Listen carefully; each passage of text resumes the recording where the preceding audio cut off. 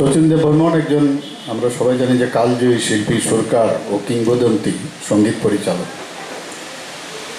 এবং আমরা ছোটবেলার থেকে ওনার নিজের কণ্ঠে এবং অন্যের কণ্ঠে ওনার যে গান এবং সুর আমরা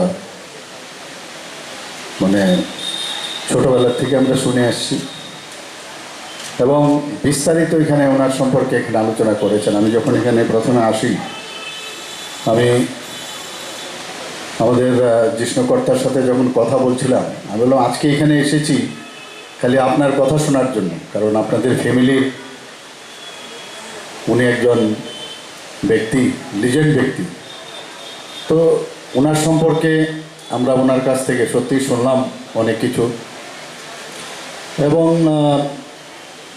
ওনার সম্পর্কে যখনই আমি দেখি, যখন মানুষ একটু উপরের দিকে যায়, অনেক নামি দামি ব্যক্তিদের বিভিন্ন সময় বিভিন্ন গল্পও কিন্তু তৈরি হয়। যে কথাটা এখানে বলা হচ্ছে যে ফ্যামিলির থেকে চলে গেছিল, ফ্যামিলির সাথে যুক্ত নয়, সেটা কিন্তু খণ্ডন করেছেন আমাদের প্রাক্তন উপমুখ্যমন্ত্রী জিষ্ণুকর্তা। তো এরকম হয়, কিছু করার নেই।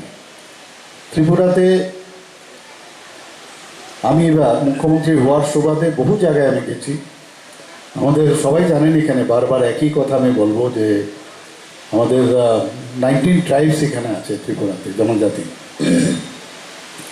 এবং ওখানে যাওয়ার পর ওদের যে বিভিন্ন যে জনজাতি গোষ্ঠীর যে তাদের কৃষ্টি, সংস্কৃতি, পরম্পরা না গেলে বোঝা যায় না,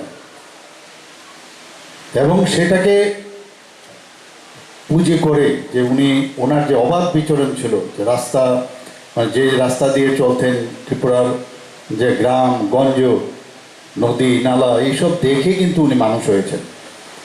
এবং তার থেকেই ওনার যে সৃষ্টি, যেটা এখানে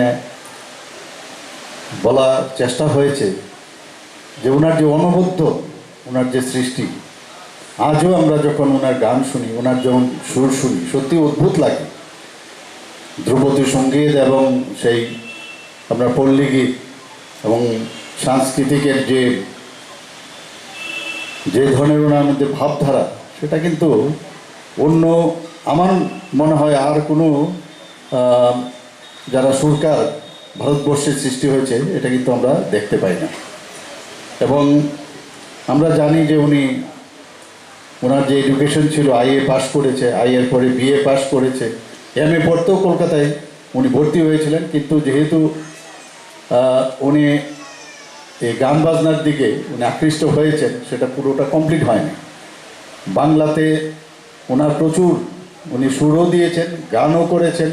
30 দশক থেকে আরম্ভ করে প্রায় 70-75 আমরা দেখেছি ওনার গান, আমরা শুনেছি যে মৃত্যুকালেও উনি গান করেছেন, সেই বিষয়টাও এখানে রাখা হয়েছে।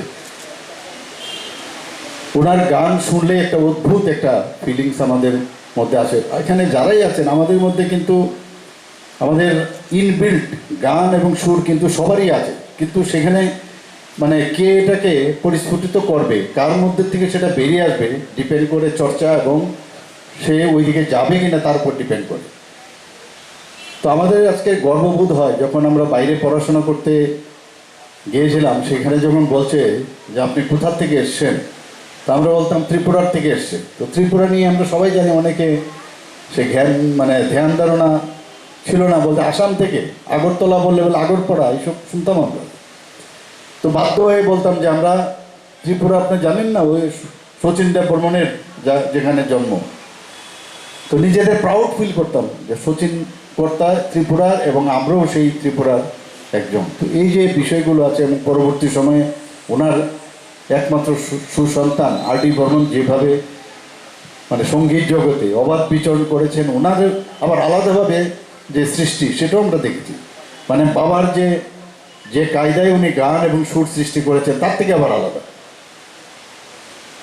তো ত্রিপুরার মানে তার যে এখানকার যে যারাই এখানে আছেন তাদের মধ্যে কিন্তু মানে পটেনশিয়ালের কোনো অভাব নেই, ট্যালেন্টের কোনো অভাব নেই এবং বিভিন্ন পুরস্কার উনি পেয়েছেন এবং ভারত সরকারের তরফ থেকে উনি পদ্মশ্রীও পেয়েছেন।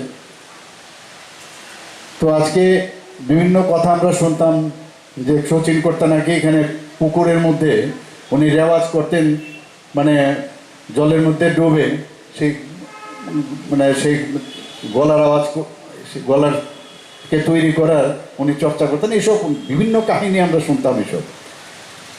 তো রাজবাড়ির এই পরিবেশ থেকে বেরিয়ে গিয়ে আজকে কলকাতায় যাওয়াতেই কিন্তু ওনার সেই যে রাস্তা সেটা খুলে গেল এবং ত্রিপুরাকে কিন্তু আলাদাভাবে প্রতিষ্ঠিত করলো সারা ভারতবর্ষের তথা সারা পৃথিবীর মধ্যে। তো আজকের ওনার এই যে জন্মদিন, সেই জন্মদিনে আমি ওনার প্রতি শ্রদ্ধা জানিয়ে আমি এখানে যারাই উপস্থিত আছেন ওনার সম্পর্কে আপনারা জানুন এবং উনি কীভাবে গান করেছেন এবং কীভাবে ওনার যে অনবদ্য সৃষ্টি সেটাকে যারা এখানে গানের সাথে যুক্ত আছে, যারা সুরের সাথে যুক্ত আছে তাদেরকে আমি বললো যে ওনার সম্পর্কে আরও আপনারা জানুন এবং তাহলেই ত্রিপুরা ওনার প্রতি আজকের যে ওনার যে জন্মদিন আমরা প্রকৃত অর্থে ওনাকে আমরা শ্রদ্ধা নিবেদন করব। বাহাদুরকে ডেকে নিয়ে এসে ত্রিপুরাতে আবার উনি বাস করতে শুরু করলেন এই জায়গায়। এই রবীন্দ্রভবন যেখানে আছে ওনাদের বাড়ি ছিল এখানে। এবং বীর বিক্রম মানিক্য যখন নাবালক এবং ত্রিপুরা তখন ঋণে জর্জরিত, তখন রাজ্য পরিচালন করার যে দায়িত্ব সেটা নবদ্বীপ বাহাদুরকে দেওয়া হয়েছে। একটা কাউন্সিল তৈরি করা হয়েছে, সেই কাউন্সিলের চেয়ারম্যান ছিলেন নবদ্বীপ বাহাদুর, অর্থাৎ শশীকর্তার পিতা। এবং বীর বিক্রম মানিক্য যখন রাজা হয়েছেন তারপরেও ত্রিপুরার সবচেয়ে বড় অ্যাওয়ার্ড যাকে বলে হাইয়েস্ট সিভিলিয়ান অ্যাওয়ার্ড, আজকে যেমন ভারত রত্ন আছে, তখনকার দিনে কি ছিল মহামান্যবর। এই মহামান্যবর উপাধিতে ওনাকে ভূষিত করা হলো বীর বিক্রম মানিক্যের সময়। এরপরেও আমরা যখন বম্বে যেতাম আমার মার সঙ্গে, আমরা যেতাম ওনার বাড়িতে। জুহুতে বাড়ি ছিল, নাম ছিল দি জেট। উনি আবার খুব ফুটবল পছন্দ করতেন, মধ্যে মধ্যে আমাকে নিয়ে ফুটবল ম্যাচ দেখাতেন গিয়ে। আমার কাছে অদ্ভুত লাগতো যে একটা গায়ক, একটা শিল্পী বলে ফুটবল ম্যাচ দেখতে হবে। আমরা ডাক্তার দাদু কী করবো আজকে, বলে আজকে গান টান কিছু হবে না, আজকে ফুটবল ম্যাচ। এবং শেষ দেখায় ওনার সঙ্গে আমাদের শিলংয়ে, উনি শিলংয়ে এসেছিলেন, আমাদের দেখেছেন, আমার মাকে খুব পছন্দ করতেন। এবং শিলংয়ে আমার মনে আছে তখন আরাধনা ফিল্ম, আমাদের সময় আরাধনা ফিল্ম, মুখ্যমন্ত্রী জানবেন, আরাধনা ফিল্ম তখন খুব সুপার ডুপার হিট। এখন আরাধনা ফিল্মের মিউজিক ছেলে মেয়েরা শুনে বাজা বিভিন্নভাবে, রূপ তেরা মস্তানা, মেরি স্বপ্ন কি রানী কব আয়েগি, এটা এখনও হিট। তখন এই সিনেমা রিলিজ হওয়ার পরে, সুপার ডুপার হিট হওয়ার পরে শিলংয়ে দেখায় ওনার সঙ্গে আমার এখনও মনে আছে। উনি একটা ওনার পাঞ্জাবি পকেট থেকে একটা চকলেট দিয়ে আমাকে বলেছে, দাদু বেশি চকলেট খাওয়া ভালো না। আমি ভাবতাম একটা চকলেট দিয়ে বেশি কোথায় বললেন আবার, ঠিক না? দাদু বেশি চকলেট খাওয়াটা ভালো নয়, দাঁত নষ্ট হয়ে যায়। তো আমাদের মতনই বাংলা বলতেন উনি, উনি শুদ্ধ বাংলা বলেননি, আমাদের মতন খুব কণ্ঠস্বর খুব নরম ছিল। বলে দাদু বেশি চকলেট খাওয়া ভালো নয়। আমাকে জিজ্ঞেস করে উনি দিলেন একটা চকলেট, আর বেশি খাওয়া ভালো নয়। এবং ওনার অনেক এসেগুলি আছে, এটা আবার সংগ্রহ করা দরকার মনে হয়, দেশ ম্যাগাজিনে বের হতো। স্বর্গমের নিকাত নাকি ছিল, সেখানে উনি লিখেছেন এসেতে যে আমার যা সঙ্গীত আমি ত্রিপুরা থেকেই শিখেছি।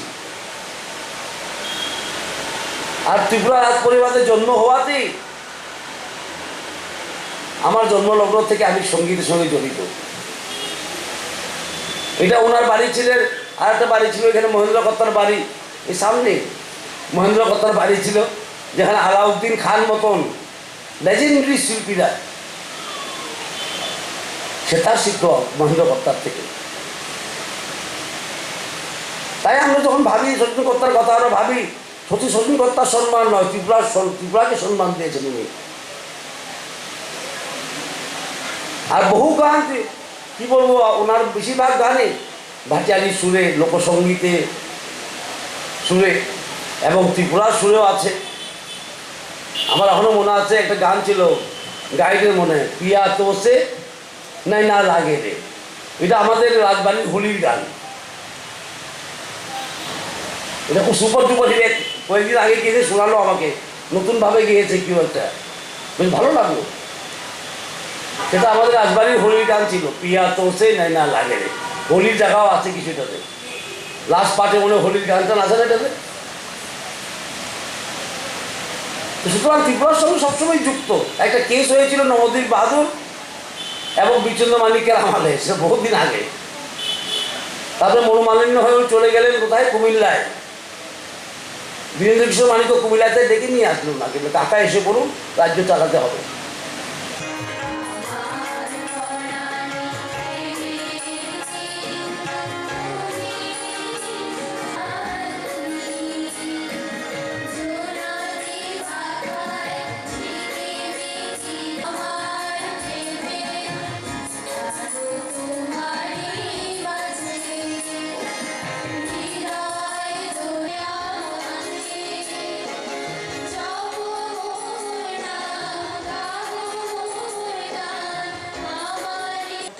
শ্রী বিম্বিসার ভট্টাচার্য মহোদয়কে